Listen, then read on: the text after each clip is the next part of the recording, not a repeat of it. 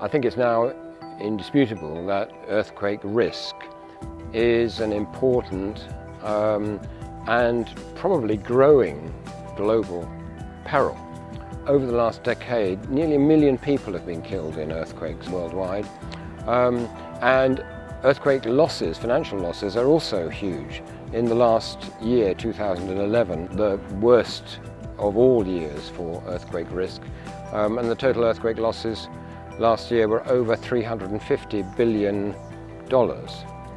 Over the last 30 years, CAR and our teams have been involved in more than 30 field missions to collect the data following earthquakes. And it's from the data collected in those field missions that CAR's contribution to vulnerability modelling for earthquakes has been derived. One of the main projects that CAR are involved in right now is the Global Earthquake Model. And what we're trying to do within the Earthquake Consequences database is group together all the damage data and consequences data from all around the world from earthquakes in the last 40 years into one online database where there could be public access, it's open source, and engineers and scientists can use that data to form vulnerability models as well as inform the loss estimation model for scientific purposes. But it's also for the general public as well as emergency planners and civil protection groups in making informed decisions about the risk they're at within their communities. One of the significant new technologies in earthquake damage assessment is the use of satellite imagery.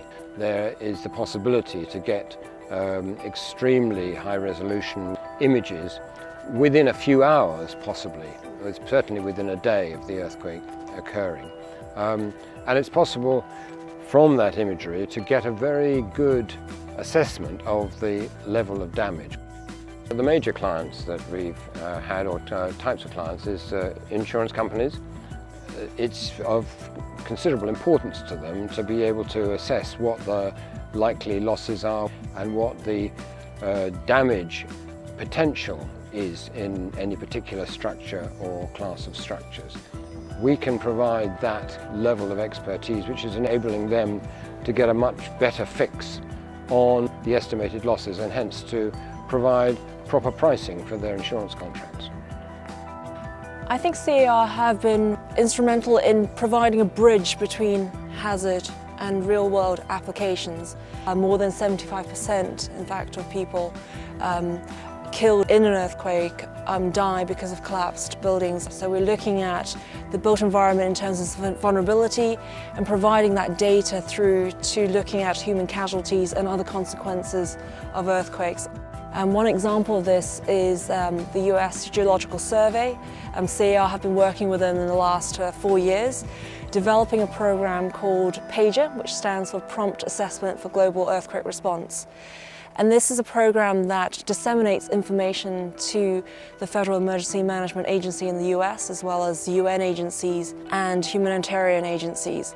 Within 20 minutes of the occurrence of an earthquake, they produce a one-pager that summarizes the location and the size of the earthquake, but more importantly, it gives information on the exposure, the population exposure, as well as the built environment, and estimates of fatalities and economic losses.